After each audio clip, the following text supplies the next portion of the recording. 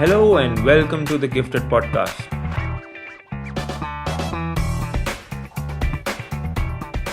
I am your host, Niraj Mulani, and in the Gifted Podcast, I speak with elite athletes as we try to challenge the misconception that athletes are just some people who are talented or gifted with special abilities at birth.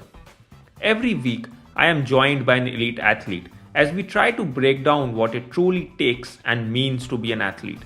If you're an aspiring athlete or just a casual sports fan, you will definitely enjoy this podcast as I get candid with athletes about their journey, their achievements, moments of heartbreak, and most importantly, moments of hard work and perseverance. In today's episode, I have the pleasure of welcoming the first ever Jamaican to compete in skeleton at a Winter Olympics, Anthony Watson. Anthony had a dream to be an Olympian right from his childhood, and it was this dream that drove him to pick up skeleton after an injury prevented him to progress as a track and field athlete. In the episode, we talk about his transition from a track and field athlete to a skeleton athlete, his roller coaster experience leading up to as well as during the 2018 Winter Olympics, and his aspirations for the next Olympics. So let's jump right in. Welcome, Anthony, to the Gifted Podcast today. We're really excited to have you today. How are you doing? I'm doing good. Thank you so much for having me today. It's a real pleasure. So, what are you getting up to these days? How has the lockdown been for you? Has it affected your training regime? Yeah, definitely. It hasn't been the easiest transition, especially being an athlete where you need gyms and like public access to a lot of things where a lot of people have to be. And when all of that was locked down and shut down, it kind of took a little while to get resettled into a routine and a program. But things are back to I want to say a little bit of a normal now that gyms are open. But sad thing is I'm still not in one because they're only open to current holding members right now and not people that don't have a membership. Right.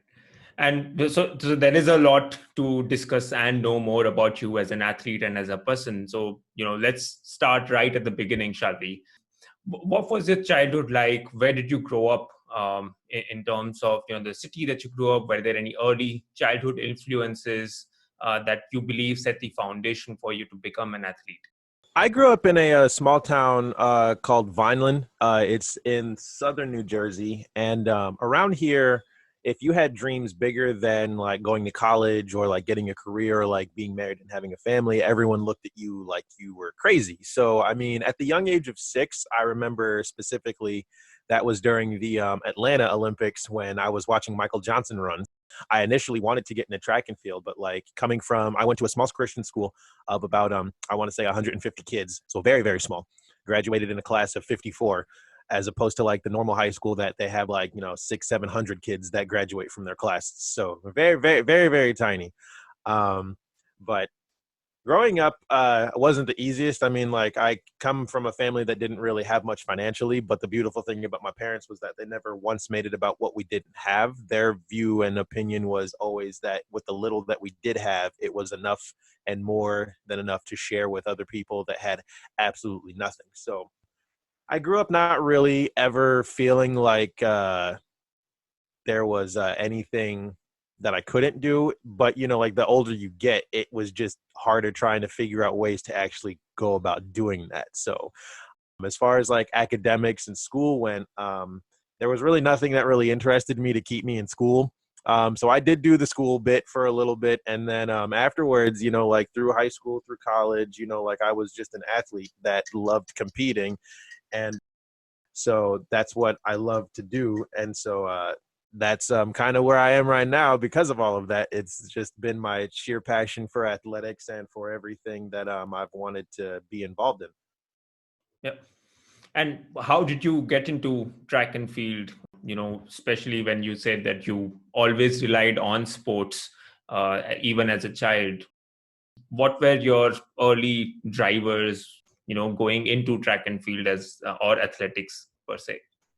Well, as a kid, I just loved being faster than other people.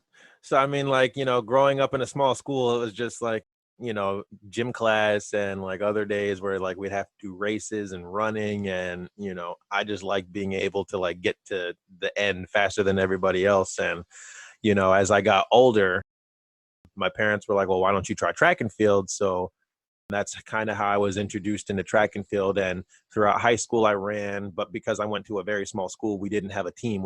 It was just a club. So Right. there was literally like four of us that would run in like track meets all throughout like high school. And then in high school, I joined a junior Olympic team. So got to travel around the United States, do relays. And, I was a sprinter in the 100 and 200 and was getting a lot of momentum behind me in those early years. And then had an injury that stopped me from competing. Competed in college in track and field for a little bit, but then that injury just kept coming back. And then when college was finished for me, one day I just didn't really want to go into anything normal. So I sat down and went through every single USA team page at the time that had tryouts, and bobsled and skeleton was the only one that had any. So Right. I sat and I looked at myself and I was like, well, I guess if I can't make it anywhere else, this is kind of, the avenue that might take me to an Olympics. So then the rest is history after that. And how does a background in track and field give you an advantage in bobsled? Is there any advantage in terms of having a particular physique, or is it something that you start from ground zero, no matter what background you have? Well, you need to have a base. So for skeleton, because I do skeleton, that's when you lay on your stomach going head first down the ice track. For bobsled, they normally take power athletes that have normally played football, have done wrestling, or have done like power sports like rugby, where they can like move a lot of weight and do it quickly, because a bobsled is like 400 or 500 pounds, and then a 4-man bobsled is like close to 700 pounds. So you need like big, strong men to be able to push that thing and then weigh it down and then take it off the track once you cut to the bottom. And for skeleton, they like people that have had people that had backgrounds in track and field or sports that involved running or speed. So like soccer, cross country, like there really is no specific physique to have for it. You just need to have speed. So I came into the U.S. Team trial combine weighing like, I want to say 160 something pounds.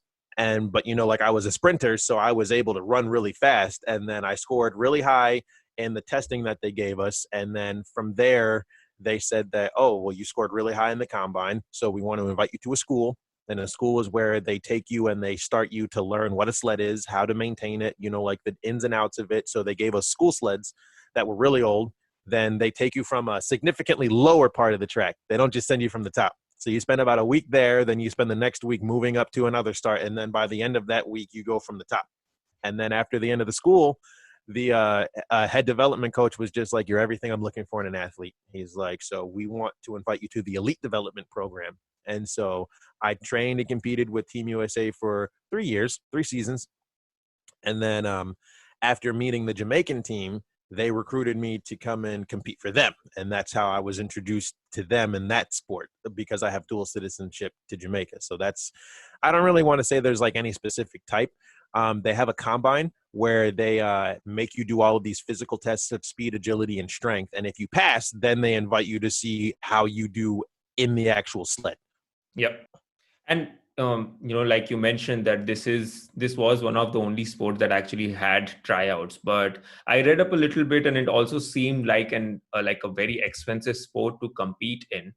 So it often means that athletes end up working side jobs to support their sporting ambitions, and it then brings up a dilemma where how do you tread the fine line of wanting to put in the maximum hours that you can and truly becomes great at your sport, but also having to trade off some of those training hours to work a side job so you can support your sporting ambition and not go broke.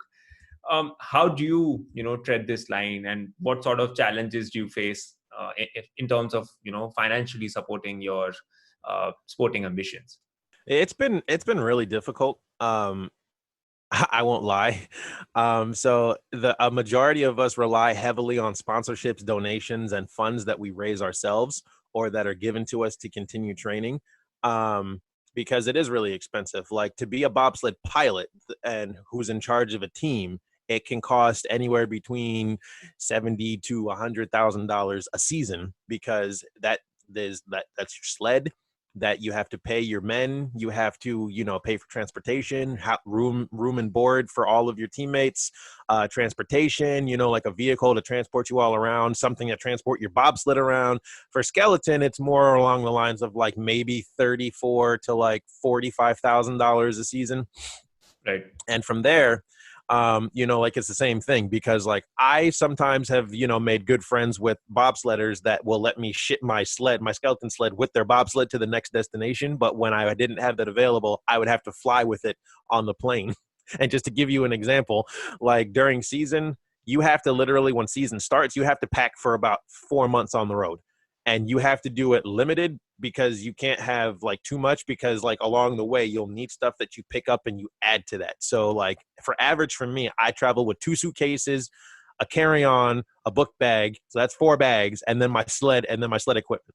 So when I get to airports, that's like a big chunk of the finances right there, because just for one direction, my sled, I'll get hit on 4 charges. I get hit on an oversized charge, then overweight, then sporting equipment, and then then an oversized bag. So I'm just like, my sled alone will cost me almost $1,000 one direction when I'm traveling that way. And so it's been, a lot of athletes have a hard time doing that, because I really last year decided to commit to being a full-time athlete, but I was broke.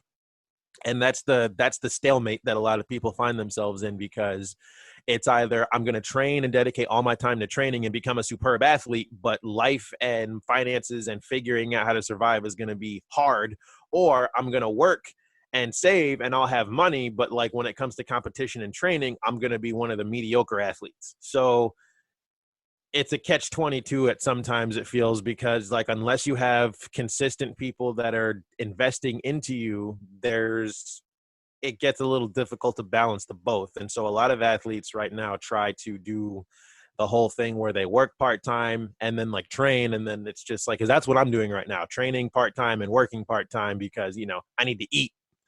But at the same time, it makes training a little bit difficult, just because some days you can't make it to the gym, and especially during COVID, and there was no work and no gym, so it was just a little rough spell. Right. And also, I think then it puts the athlete in a position where they also need to learn on the job, while they'd be their own managers, just trying to reach out for sponsorship.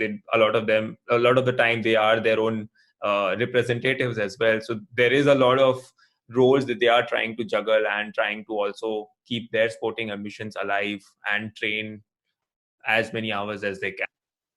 Yeah. So, I mean, a lot rests on the athlete. Like when you commit to a sport, you're responsible for everything at that point. Like your federation can only do so much, because for them to do more would mean that they would have to pay for it. And since the Olympics are considered amateur sports, no athlete receives payment unless you come from like a European country where the sport that we compete in is actually considered professional. So there's really nothing to be made from it. And you really have to have a passion for sport and a love and a dream that you can't let anybody kill to like make you continue. Because chasing my Olympic dream, like there were days that I had absolutely no money to eat with. So, and the money that I was raising slowly that was coming in, it literally came down to daily decisions of, am I going to eat today, or am I going to like go to training? And I was like, I'll get like a small bag of chips and then I'll go to training, and I'll just hope that something else happens after that. I've been homeless, I've been stranded in other countries when my money ran out, and in other places here in the States and stuff. And it's a very scary thing, but seeing where I've gotten to and knowing where I came from, and like it's taught me a lot about myself. Like I can approach anyone and talk, and I can really network. Some athletes really struggle with that, because I mean, like, it's a very humbling thing when you have to like go to people and ask for money. Nobody really likes doing that. But at the same time, it's like, it's either do it or like stop. Yeah.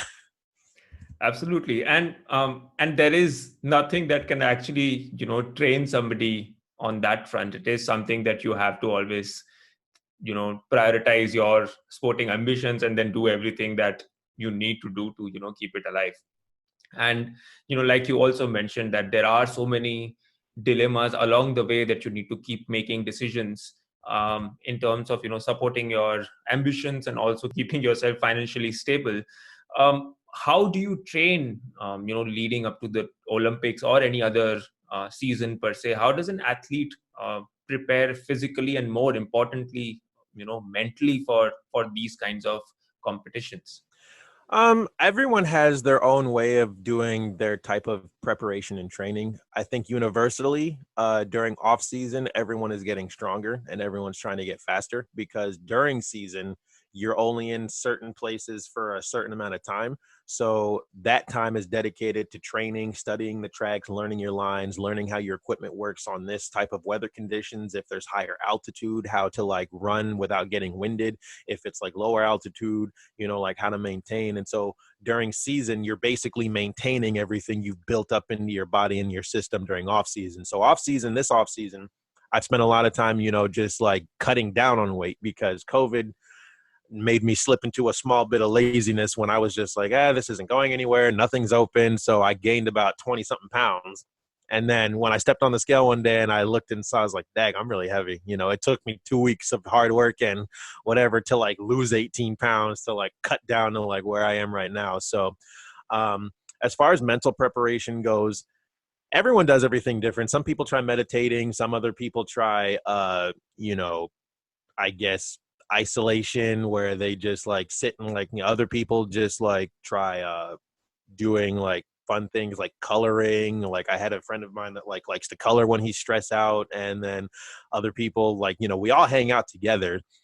Me, I mean, like I'm a Christian, so I mean, like I spend a lot of time in prayer. I spend a lot of time reading my Bible, like to kind of calm myself. But as far as like mental prep, it's just like these are things that no matter how many times you've been there, every single time is kind of like a new time facing it because you're here in a different scenario now. So it's like, is it going to be the same as last time, or is it going to be the same as this time? And then something different could happen that could totally change your perception on it.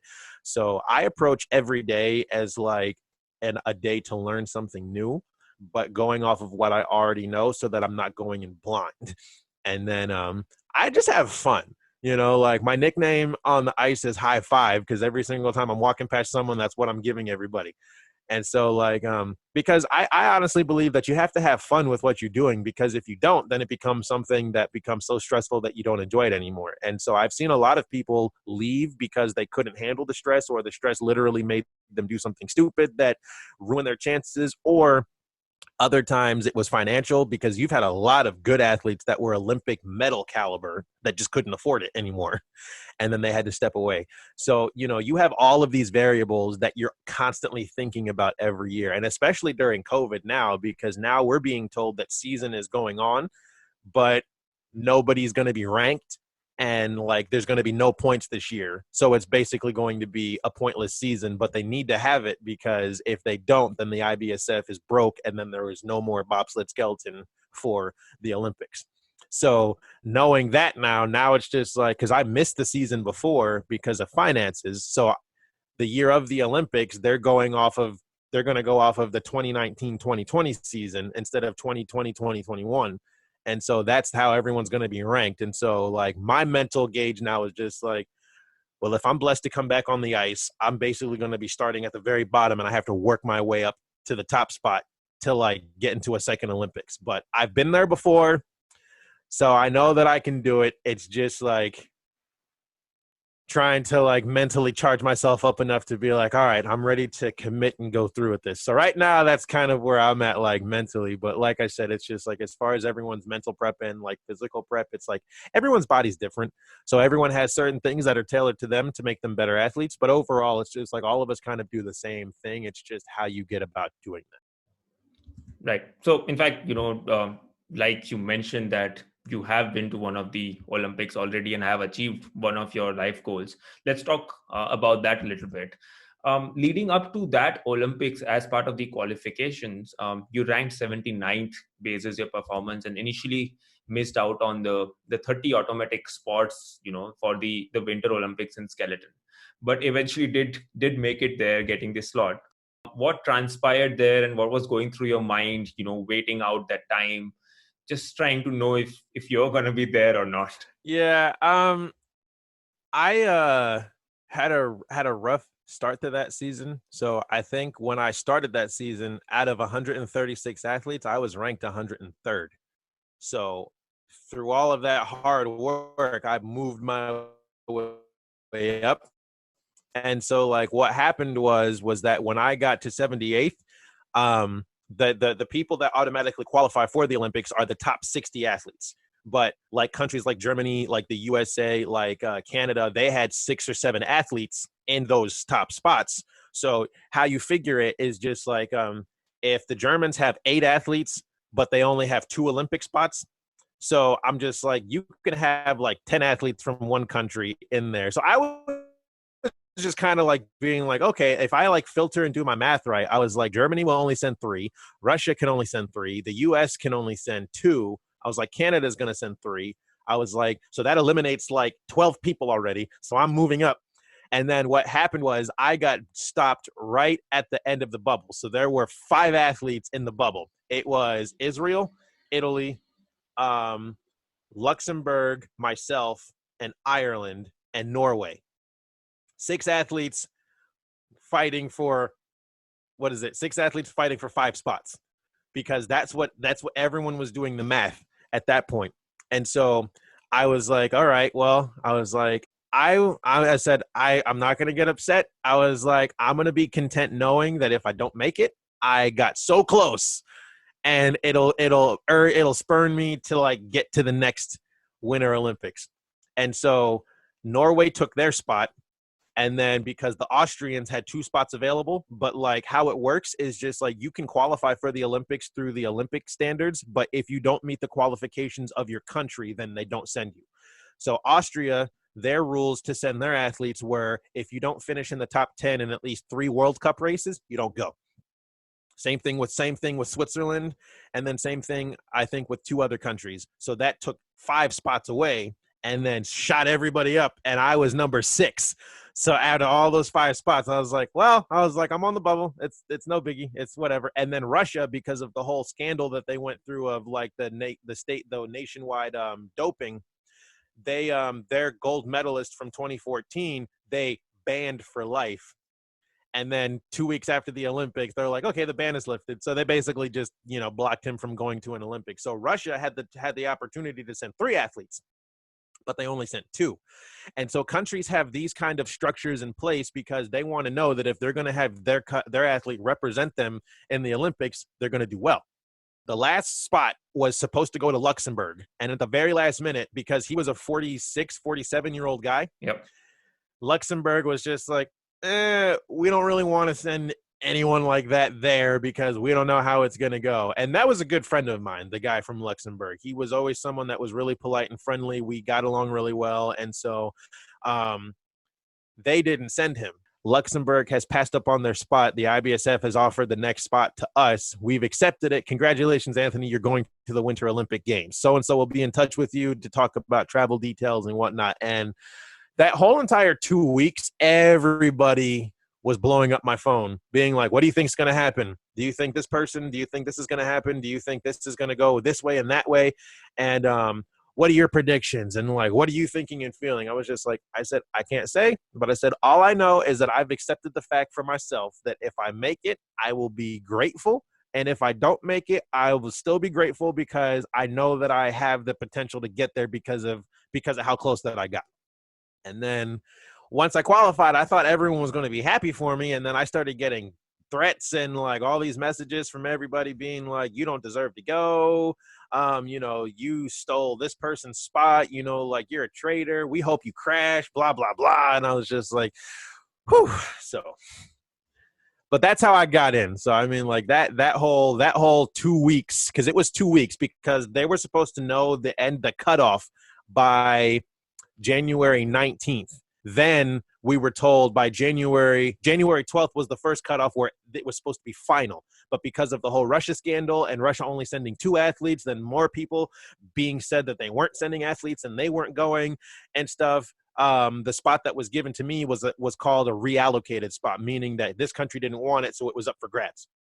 And so people kept telling me, they just kept calling me the reallocated boy because I didn't really earn my spot. It was just given to me. And I'm like, Well, I said if I paid for it and then I received it, then it'd be given to me. But I said, I actually had to work to be in this position to get it. So I was like, all of you guys can, screw off. And then January 24th was the day that people told me that that was going to be the final cutoff. So like I kept that to myself because everyone was like, bro, you're not going, just give up and just like accept the fact that it's not happening. I was like, we still have until this date because this is the date that this has to be decided by. And they're just like, well, it's not important, blah blah blah. And so when that date came and I got the last spot, everyone kept telling me after that, oh, the spot's going to get taken away from you. You need to go talk to your federation, blah, blah, blah. And it was all people that were jealous that were normally beating me regularly. But this season, I just edged them out in the right races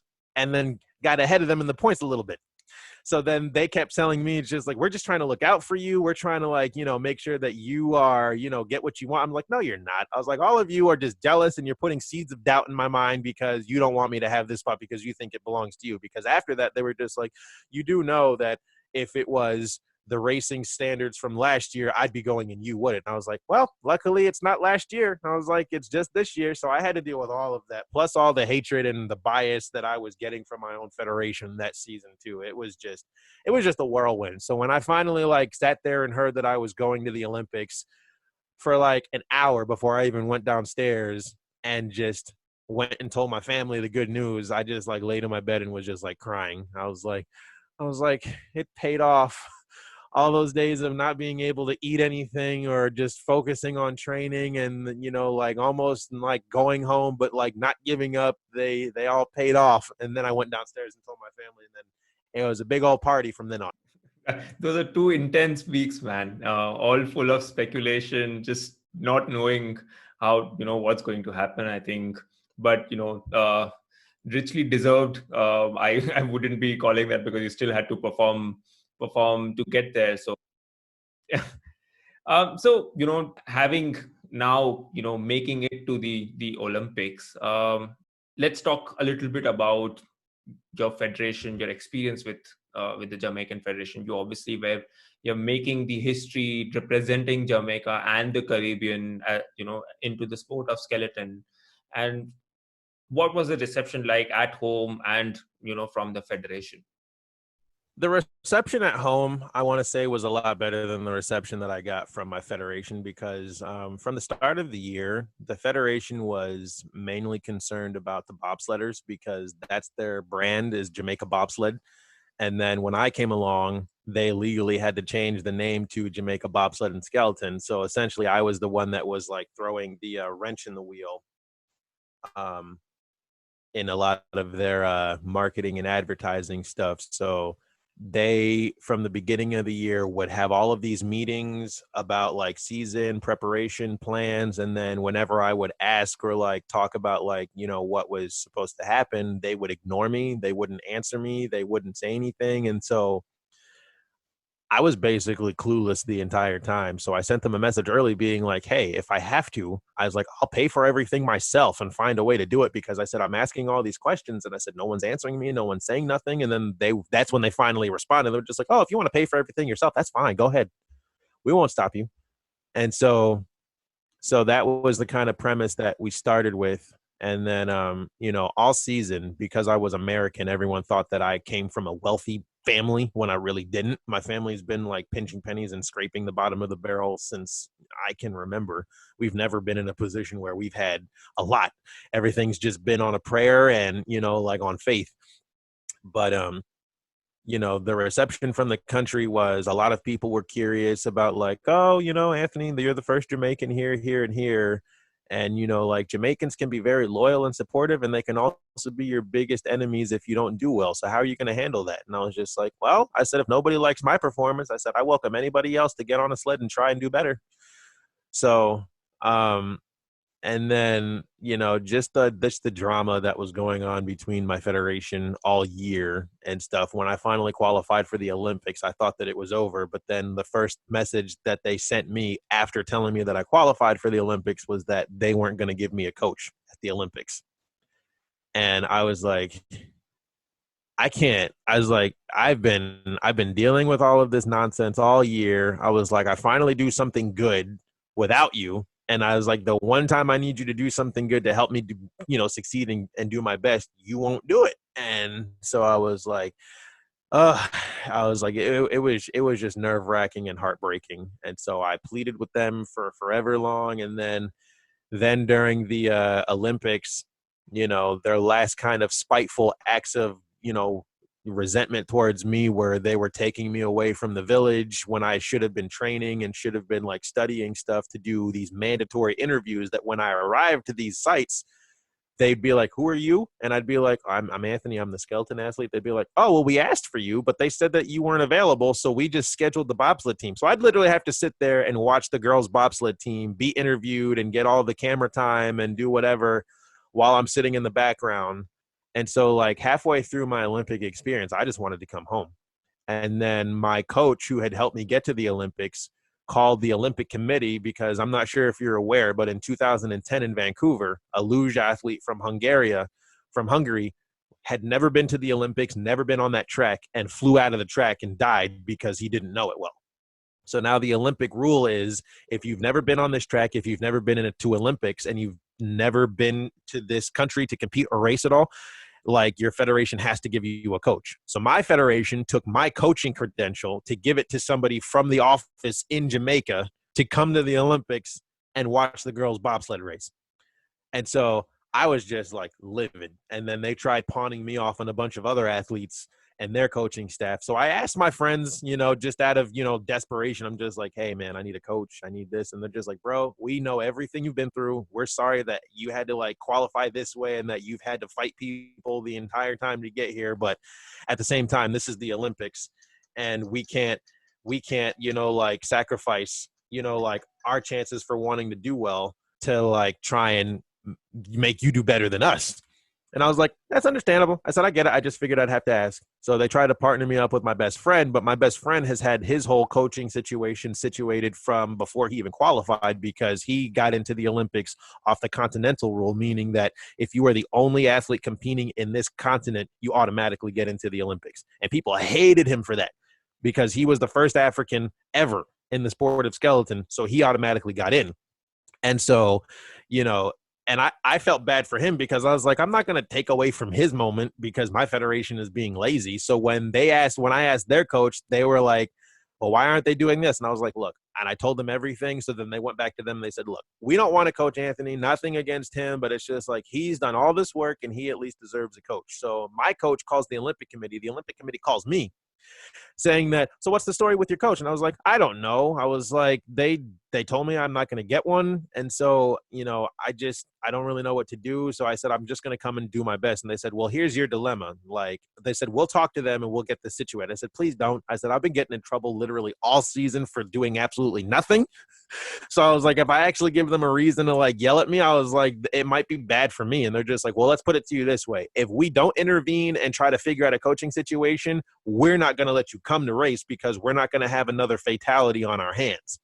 So I was like, oh boy. So when I got to the Olympics, 2 days after being there, I get pulled into a meeting and then they're just like, Anthony, we heard that you're doing all of this. And if we find out that you're the reason that we're getting embarrassed and called into all these meetings and you're the cause of all this shit, we're sending you home right now. And I was like, I don't even know what you're talking about or like what you're doing, or because I said, these people called me. I didn't call them. I said, I don't even know how they got a hold of me. And I showed them, I said, look, here's my call history. I said, that's a call received. I didn't make that call. I said, I don't even have this number in my contacts. Then when they couldn't blame me for nothing, that's when they kind of eased up and they're just like, you have the chance to make history, my friend. You have this and this and that. And I was like, yeah, I know. I was like, but it just didn't feel good. All of that drama stopped the day that my dad showed up. So, my dad is the reason that I was able to compete for Jamaica. So I was just having issues with the Jamaicans all week. They were getting on my case and I just wasn't having it. So I was putting up a little bit of a fight, just getting a little emotionally worn out. And then like my dad finally showed up. And then when he got there, I just like cried and like broke down. And so like we walk into the cafeteria to go and get some lunch one day. And then we're walking in and then my federation yells at me in front of everybody from across the room. And like, granted, this is a huge like cafeteria. It's an indoor football stadium that we're having our meals in. And so all of that's happening. And then they're like, get over here. And then they're just like, they start yelling at me. So my dad steps in front of me. And then they're just like, who's this? And I was like, and he's like, I'm his father. And so it was like privates to a 4-star general. They all just started being like, oh, Mr. Watson, we love your son so much. You know, he's so great. He's so amazing. All this stuff is happening. And, you know, like, we're so proud of him. And it's like, it's nice to meet the man who made the man. And it's like, you must be so proud. And then I just like, I had to keep everything contained because I was about to explode. And then after that, my dad was just like, you guys better be treating my son well because he's done a lot for you and he's here representing you. So he's like, you make sure that, you know, you take care of him, that kind of thing. And then that's when it kind of subsided a little bit. But that, and then like on Twitter, all of the Jamaicans were like, oh, we don't see Anthony Watson anywhere. That's only about the girls bobsled team. If I was Anthony, I'd get on a plane and I'd leave right now because obviously nobody cares about him, you know, like all this other stuff. So I was like, that's the kind of stuff that I had to deal with all the entire 3 weeks that I was out there. So, and I'm sure that all this background implications and difficulties that you were faced with would, I don't know how would it, and if it would affect somebody's performance leading up to the Olympics. But well, at the Olympics, the timing of your first three heats combined placed you 29th overall, preventing you from qualifying for the finals. What was your feeling at that time? With your performance, how did you yourself rate your performance, having considered all the background problems that the federation had caused for you? Well, I tell people that at that point, I don't ever make excuses, you know. So I said I gave my best, you know, and like even the commentators said that, you know, he's having a good run. There were just certain parts of the track because I had very little experience on it. I was having a lot of trouble with, and I didn't have a coach. So I was having a lot of issues trying to figure out how to get down safely, you know, and you know, but I tell people like I finally opened up and was honest about it once the Olympics were over. And I think after like 3 months of just like decompressing and like, you know, kind of like talking through like all the trauma I had experienced, you know, leading up to that, I had finally admitted I was like, I made it to the Olympics, but I was literally holding on by a thread by the time the Olympics were over. Like I had nothing left after I crossed that finish line for the last time.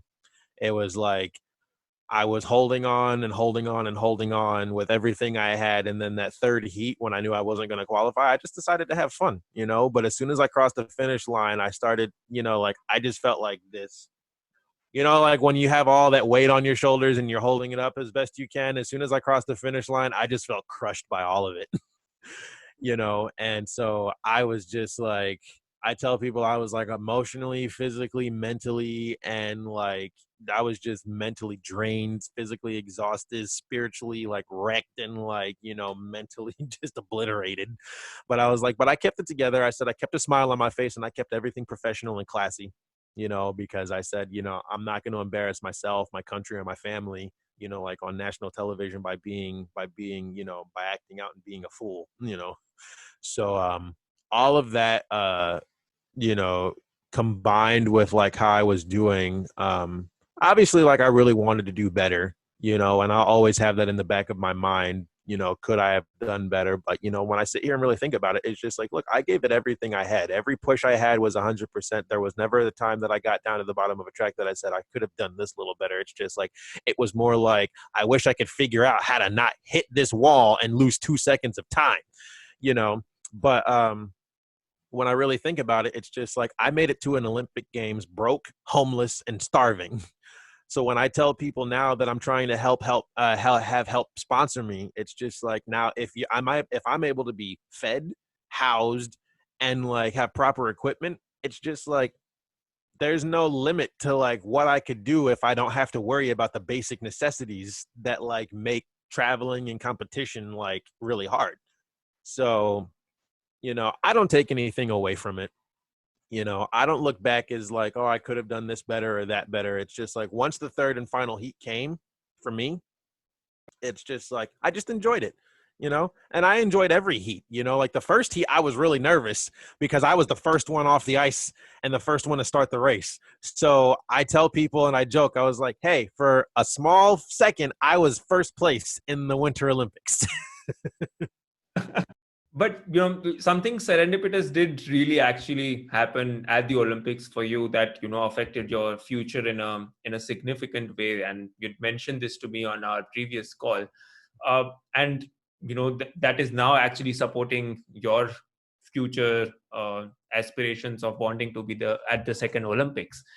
Could you talk us through some of that you know moment and how that came about? Well, like I said, this was before my dad had gotten to the village. I was just having a really bad day. I had a bad day at training. My federation was getting mad at me. Like I couldn't find any of my friends. I was in a big place where a lot of people were like super serious, and I found myself just by myself a lot. And one day it just got to me. So like I just broke down and started crying one day outside of the cafeteria. Then a gentleman with a nice, polite, calming voice came and he's like, my friend, you're at the Olympics. He's like, why are you so sad? And I just said, this whole experience, I said, I don't think it's what I've wanted. And, I kind of want to go home. And he's like, have you eaten yet? And I was like, no. He's like, well, come, I haven't eaten yet. Let's go get some lunch and let's talk.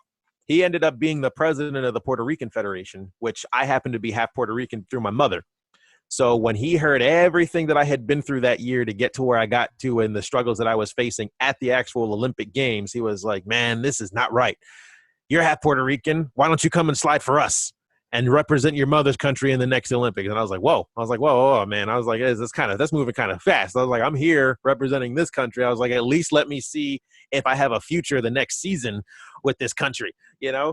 And so, but we talked, and he was more of a support for me than my own federation was. My own federation was going through their own little like publicity sabotage moment where I guess they had fired one of the bobsled coaches, and everybody was wanting to know why. And then, she had gone to the press, said she was going to wreck the sled, do all this other stuff. And so every single time I was around anywhere, everyone was like, hey, Anthony, can you tell us more about this? And I was like, no, thanks.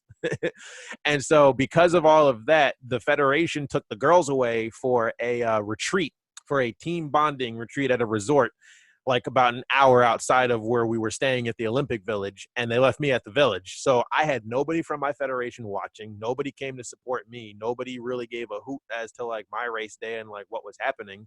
And then, so the gentleman from Puerto Rico met my father. He showed up at the track. He was there watching me. He took videos. He took photos, so he really became someone that like when it came down to it, I was like, I think I'll make the switch in the transition. And so I've yet to compete for Puerto Rico because I just recently officially switched to their team last season, but because of financial reasons, I couldn't make it.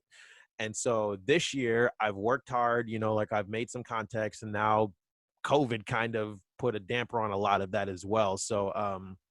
So everything is, like I said, kind of up in the air, but that's the position that I find myself in now. And I have the chance to make history once again as the first athlete to compete in the same sport, representing two small countries that have never had a Winter Olympic presence. And so that's what I take from it.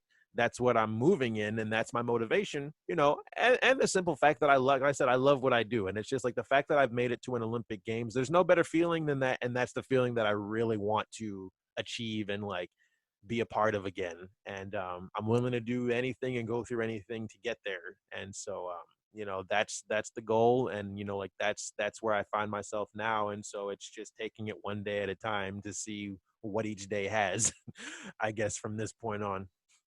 Right. And how was this transition, taken back in Jamaica? Like you mentioned that, either Jamaicans are going to be extremely loyal or extremely, hating you for this. How was this, dealt with back in Jamaica? I mean, like people hated me, like I got a bunch of messages from people being like, hey, so we want to know why you decided to become a traitor and leave Jamaica. And, we already spoke to your federation. Now we want your side of the story. So I didn't say anything. And that was the hardest thing for me, was to not like open up and like let everything out, because I wasn't about to get into a war of words with people that never cared for me from the beginning. You know, everyone was always about preserving the bobsled title and name and brand. And you know, when I initially said that I wanted to leave, nobody got back to me. Nobody said anything. People just kind of left it hanging there. And it literally came down to the last minute. But what they didn't realize was that my manager has ties to the IBSF, where he dropped a line to the assistant of the COO of the entire organization. And then he said, "Hey, we have a problem. This guy's been wanting to be released for the past 7 months from Jamaica, and they're holding out because the deadline was September 30th, and it was September 29th that this was happening." And so the lead lady, she stepped in and she's like, "What's the problem?" She's like, "This thing has been going on for how long?" She's like, "Unless the athlete's doing something to prevent you," she's like, this shouldn't be this way. And so we spoke. I spoke to my federation, and like the guy who was giving me all that headache and all that trouble and stuff. And like, I mean, like, granted, it's just like there were times during the season, because we had these very hideous contracts that we had to sign, these athlete agreements that basically, to not get into like what was in it, but essentially it was sign your life away and slide with no say, no control, no benefit, no nothing, and slide, or don't sign it and go home. And so I signed mine and I just did that. And so like when I ran out of money, the federation was just like, "Well, we're not going to give you anything. You said that you were going to pay for it. If you can't pay for it, then we're not going to, like, that's not our problem." So I broke the contract. You know, I started doing some deals, but it's just like, you know, it wasn't because like, you know, I was a rebel or a renegade. It was because I was literally starving, and it was either, you know, I'm either going to die here, or like I need to figure out a way to like keep myself going. And like whenever I did do that, I give myself credit, because they never had to come to me and be like, "Anthony, we heard that you did this." I always called them and I said, "Hey, I just need to tell you something." I said, "I know that the thing says this, but I said, here's my situation." I said, "I have no money." I said, "A sponsor dropped out on me." I said, "I can't control someone else's money." And so I said, "So this is what I did." And I said, "I know that violates it, but I said, I'd rather you hear it from me than have it be said about this." And they said, "You told us from the beginning of the year you're not going to be an issue, you're not going to be a problem." I said, "I'm not trying to be." I said, "But every single time I come to you, you put me to this person. This person can't do anything to me, so they send me here." And I said, "I'm running in circles and time is running out." So I said, I had to do something. And I said, on the positive side, I said, "I'm here to keep myself accountable to you, because you're the people who are in charge of me." And I said, "I want to at least show that I can take responsibility when I do something wrong." And so they said, "Let's turn a new leaf. Let's do this." So after that exchange, I tried my hardest to keep my nose clean, but it was just like certain people were looking for any type of thing that they could blow up into a bigger issue to like, you know, make it a big deal, as to like, "Oh, this is what's happening here." And so, you know, so leaving took a little bit of urge and like a little bit of like little extra motivation from people outside of the situation. It's kind of like being in an abusive relationship where you know you deserve better, but you're too afraid to leave because you're not sure if the people that want you next are going to do the same thing, or if it's going to get any better, and you'd rather stay in a situation where you at least know what the worst is because you're used to it. And so that's the situation that I felt that I was in. And so like when I decided to leave, you know, I guess they tried to get ahead of the story, because they knew that I had a lot on them where I could be like, "Oh, they were unfair, they were this, they were that." And I kept my mouth shut, you know. But I think it was heartbreaking, and it made me tear up, because I did everything for them to make history, to represent them well. And out of the both teams at the Olympics, the girls bobsled team was the one that left with all the scrutiny, because they were accused and they almost had their Olympics stripped from them because they got found guilty of doping. And and so like I didn't, but yet nobody from my federation came to support me, watch me practice, watch me race, offer me any help to get better. And so like when I heard them say in an article that we never believed in Anthony, we didn't feel like he had any potential from the get-go, you know, and we want to give real Jamaicans the chance to have better their lives through sport. And Anthony, you know, we don't take anything away that he did for us, but we just never saw him advancing in the program. And I'm like, that's harsh.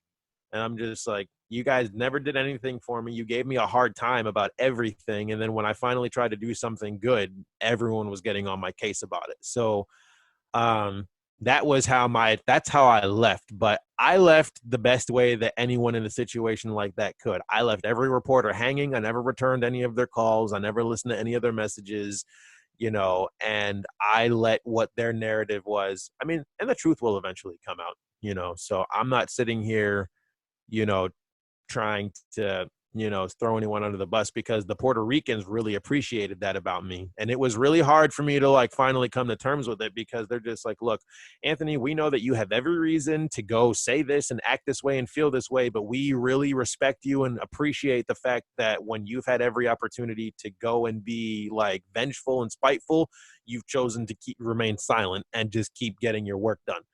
And I Yep. said, oh, trust me. I said, there's going to come a day where I was like, I'm going to let it all out. But I said, for the time being, I was like, it just seems right now it'd be more negative and more backpedaling involved than actual progress. So I said, that's why I'm not doing anything about it. Yeah, I think I totally agree. And I think you have, handled it really professionally all throughout the way. And also, I think, like you mentioned, there may be a time in the future, but right now, definitely, I think these are the things that may sometimes, disrupt the preparation for any of the seasons or the Olympics. And that's something that you can do without right now. Yeah. So it's just like, there's always going to be drama no matter where it comes from.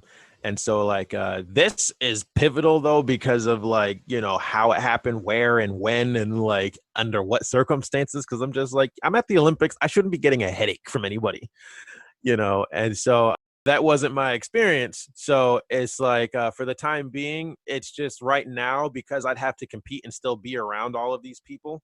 I feel like it's best for myself that when I'm trying to focus, I don't have people like coming up to me and being like, so is it true that this and this and this and blah blah blah, and like everyone's saying this, and I'm just like, so yeah, I mean, like it's still really hard for me, because I just want to open up and like vent, because sometimes like when I'm really like struggling with stuff, it's just like I feel that weighing on my chest a lot, and it's just like, but it's hard to open up about, because it doesn't make sense to people in that aren't in the sport, and the people in the sport can't keep their mouth shut. So it's just like learning how to suppress it in healthy ways and not just ignore it, so to where it starts affecting my relationships with coaches, teammates, and other people.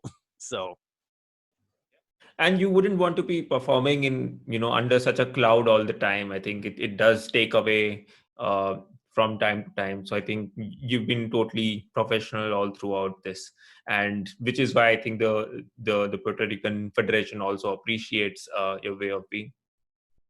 yeah, so I mean, like, I won't lie, it's not an easy thing to do, but it's like a game of chess. I know that if I make this move now, I may be surrendering a bigger move that might have more of an impact on me later on.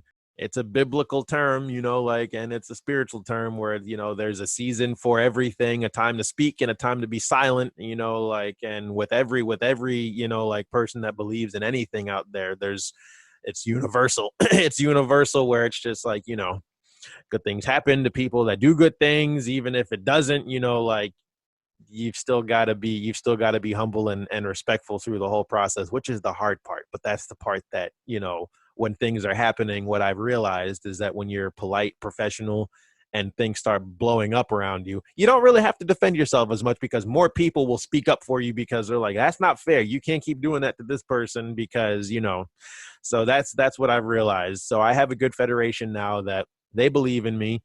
They're a lot poorer than the Jamaicans were, because they don't have any type of winter brand or anything to do.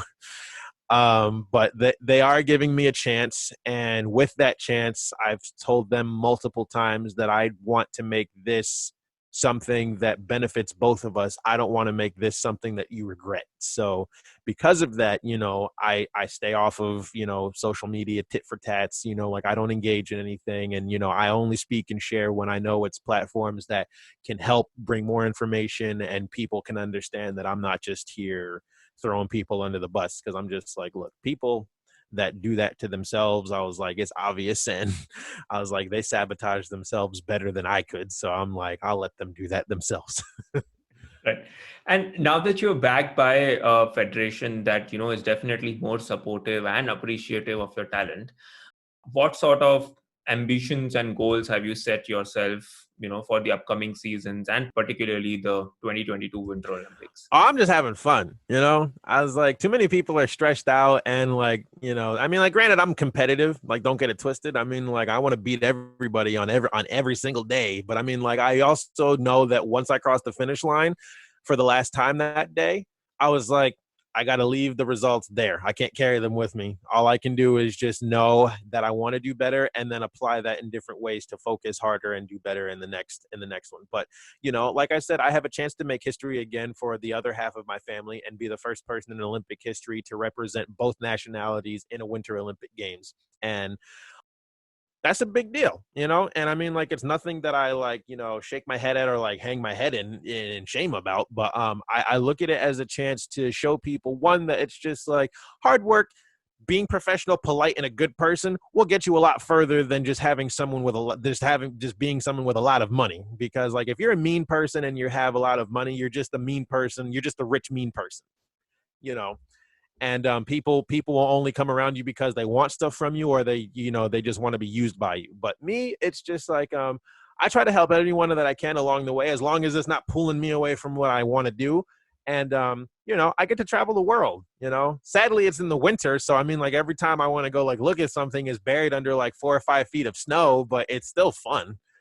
And I haven't seen any of my friends in 2 years, so I mean, like, I'm really hoping that I get the opportunity to do that. But a lot of things have to fall in place before that happens. Like, I need sponsorships. Like, I need a new sled this year. Like, I need funding to like get from point A to point B. I need a coach. Like, I need all of these things. And hopefully some things work out, and go from there. But I'm just taking it a day at a time. That's all I can. Right. And you know what, maybe, a little premature to talk about this, but do you have any specific plans post retirement? Anything that you'd want to now focus on, now that, the career is, at least the athletics career is, past you? I mean, definitely. I mean, like, I've had job offers that could literally like get me amongst like a lot of professionals doing a lot of things, but it's just like, I've said no to those now temporarily, but I know that they'll still be there. And it's just like, I'm not really concerned about my future out after the sport is done, because like being in this sport has opened up so many doors already that it's like, I'm not really concerned like what could happen if things don't work out. And like I said, a lot of people vouch for me because they're just like, oh yeah, if you need help, just let us know. Like, we love you, we love your personality, we love how kind and respectful you are. So if you ever need anything, and that means a lot to me, that people would do that, just because in today's world where nobody can really be polite or kind, people are willing to like put themselves out there to be like, hey, if we can ever help, all you got to do is just ask. And I know professionally that there's never been anyone that has ever gotten anywhere or anything in life without the help of somebody else. These self-proclaimed made people have never done anything from scratch. I was like, they may have started something, an idea from scratch, but they've needed a team. They now have a board. They've needed investors. They've needed donors. They've needed supporters to get them to where they are. And so I take any ounce of help that I can, and I give all the respect and I give all the glory to my Savior, Jesus Christ, and anyone that he brings along the way. And, I do all of this knowing that I don't really know what's going to happen, because like after this whole year with COVID and everything, it's just like everything that most people have been putting all of their security in, it's just like that can't cut it anymore. So I'm just like, when everything else fails, I was just like, what do you have left? And it's just like, it's people. So, I'm polite, respectful, and, like very, very, like high energy to a lot of people, that, because I love people. And not many people can tolerate others. And like, I just like, meeting new people. I was really, pleased when you reached out to me, and I hope it's been a pleasant experience for you as it's been for me. And, I hope that, we get to do more work together in the future, and that maybe we'll have this other podcast again once I've gone to my second Olympics. Yeah, absolutely. I look forward to that already. And it's been a real pleasure having you on the podcast today, knowing more about you as an athlete, and more importantly as a person. And I think I definitely concur with people from your network that you have an aura and an energy around you that is really infectious. And that is something that Oh, that's good. Yeah, absolutely. And it, talking to you, I think it has reaffirmed my belief that, athletes are not just born, but athletes are made through hard work and perseverance. And I think you are an epitome of that. I appreciate that so much. So, I mean, there's always two sides to every story. And like one thing that I tell a lot of people is like everyone, you know, tries to make people like myself, especially like Olympians, like seem like we're immortal. It's just like, well, you're an Olympian. I was like, yeah. I was like, but at the end of the day, I was like, that's just a title. I'm still a human. Like, I still cry. I still get angry. I still have moments where I need to like go and apologize to people because I overreacted. I was like, I'm human. I was like, and if anything, there's more that goes into this because I was like, you guys just bask in the moment. You don't see the years of tears, hard work, and like times when all the doors were slamming in my face and being told no repeatedly, and then having everyone want to like ride your coattail the minute like something big happens for you because you were the only one left that decided not to quit and to find another way. So I'm like, those are the stories that make these like good because everyone will look and be like, oh, like from the outside, all you see me is like, oh, I lift weights and I run and then I like leave for the winter, but it's just like there's more to that. It's like you said, I'm my own logistics manager. I do my own social media campaigning. I do my own sponsorship proposals. I do all of my meetings. I do all of my phone calls, emails, correspondence, like outreaches, what else? Like bookings, like speeches, talks. I have to do all of that for myself.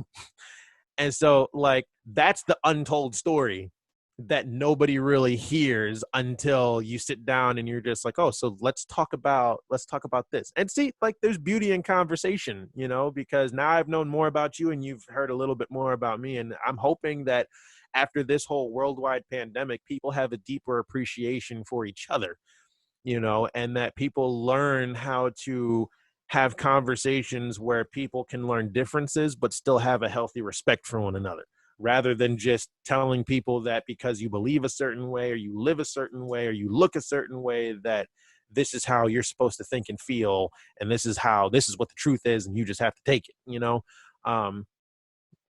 I've never been to your country, but I've met plenty of people from your country. And my whole opinion is just like, I am the only window to Puerto Rico and Jamaica that people may see. So I need to be the best version of myself so that people don't make it bad for everybody else, or people don't, see it as any way else, so that, people get a fair chance, so that when people say, like when people hear like, oh, I'm Indian or I'm Jamaican or Puerto Rican, they don't look and be like, oh, all of you Indians or all of you Jamaicans and blah, blah, blah are all the same, because I feel like a lot of people ruin it, but not enough people like actually stand up to like make it something good and enjoyable. Right.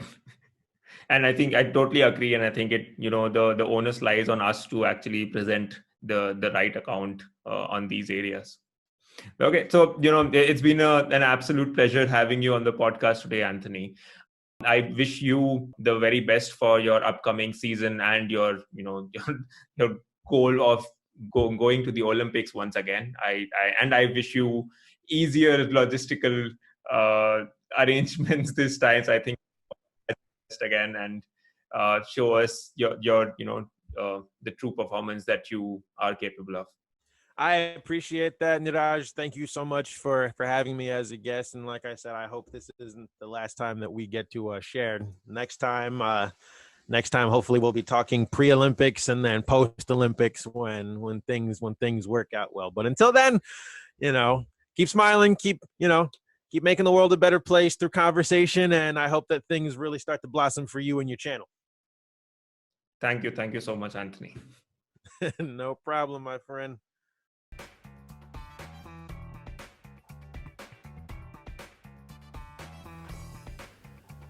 That sure was an insightful conversation with Anthony that shed some light on aspects of being an elite athlete.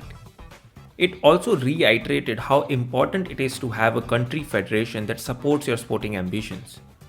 Anthony has treaded all the Jamaican Federation related controversy like a true professional, and now having the Puerto Rican Federation supporting him, I truly wish him the best for the Beijing 2022 Winter Olympics. That's it for this episode, folks. Thank you for tuning into the Gifted Podcast. I have been your host, Niraj Mulani. A gentle reminder, you can find us as The Gifted on your favorite podcast platforms, including Apple, Spotify, and Google. Keep following us on Instagram, Facebook, and YouTube as The Gifted Podcast and on Twitter as The Gifted Pod so you don't miss out on any upcoming episodes. Thank you once again for listening, and I'll see you next week with another special episode. Until then, stay well and keep your masks on.